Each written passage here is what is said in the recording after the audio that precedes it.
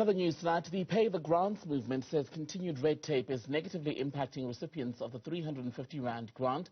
The movement says more people have been slapped with a referred status, which basically freezes any form of access to support.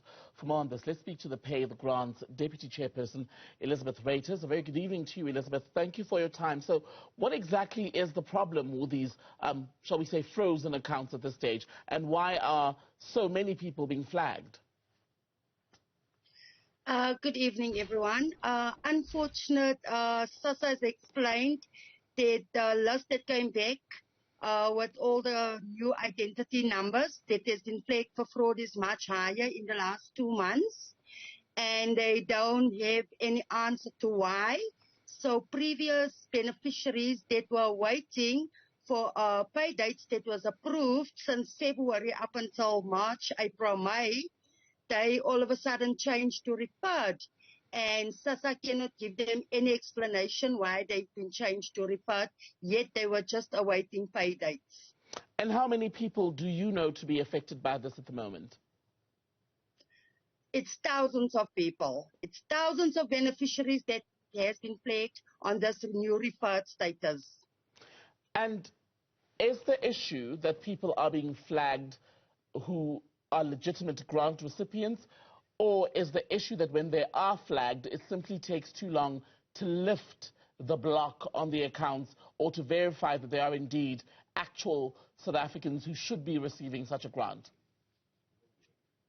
What puzzles me is that some of these beneficiaries are caregivers that has been flagged for the SRD as referred. I feel that SASSA do have the identity documents with them, so they should know that it's the right beneficiary. The second case I've dealt with a lot with is beneficiaries whose bank details have been verified and they have previously received the grant in their bank accounts. So your bank does biometrics already on you, so I can't understand for what reason they would be turned to referred. But it's also a big struggle for beneficiaries to get a biometric link from SASSA so that they can address the referred cases. Why is that a problem, getting access to a biometric link? Because as you have said, that without the biometrics, it's impossible to lift the block. Unfortunate, most of the time beneficiaries can't get through to the call center if they try and call to request the biometric link. Second of all, you need to have a SIM card that is registered in your name. If the SIM card is not registered in your name, you have no access of receiving that link ever. So you will stay without the 350 grant because you don't have a SIM card. As we know, a lot of the beneficiaries are poor, live in rural areas, and do not have access all the time to smartphones or to the internet, as the whole procedure is online. So this is a big block for all beneficiaries. And SASSA says it's doing all of this, of course, to try and clamp down on the levels of crime and fraud within the social grant payment system. Do you support that in essence?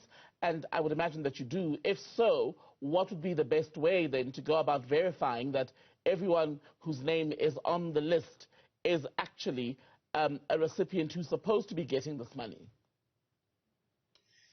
I feel SASSA should start with retailers, as Pick n Pay and Boxer do not look at the identity documents when the SRD beneficiaries go and collect their grants. The only thing you need at those two retailers is the cell phone. Whereas if you go to ShopRite to collect your SRD grant, you have to provide your identity document.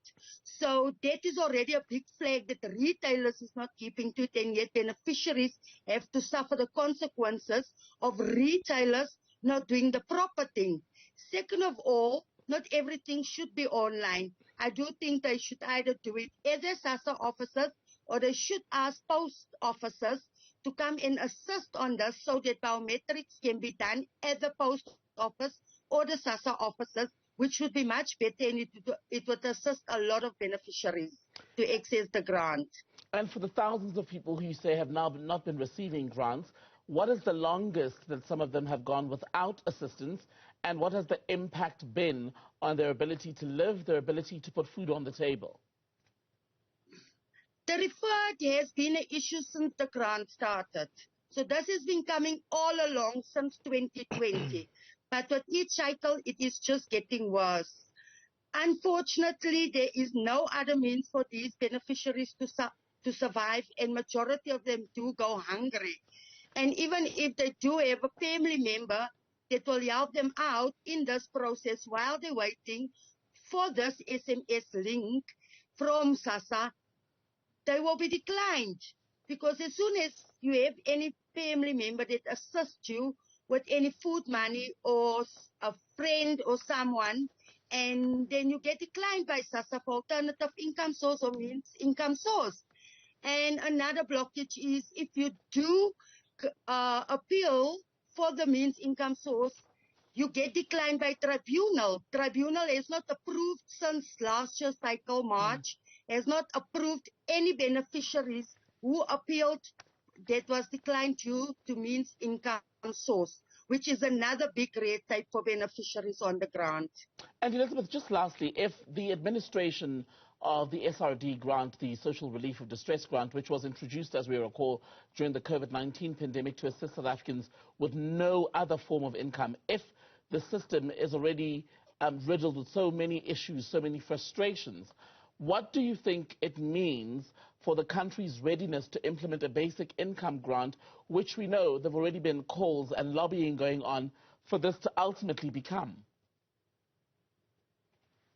This is actually why we have asked us to work with people like organizations like Pay the Grants, that's on the ground on a daily basis, that knows all the issues, where they can help and assist them on how to run these things and how to assist beneficiaries on the ground. SASSA needs to pull up their socks. Unfortunately, every month SASSA has a new issue and a new problem. We also do have beneficiaries that's been sitting for more than 15 months without an income, yet they are approved with pay dates. When they do go to the retailers, they get the error message, which means that their account has not been linked from SASSA to Postbank. That is still making the poor go more hungry and suffering more. So I would say SASSA should have workshops in all communities to assist beneficiaries and also work with NGOs on this, because NGOs is a big help in fighting those things. Elizabeth Raiters, chairperson, in fact deputy chairperson of the Pay the Grants organization. Thank you so much for your time tonight, ma'am.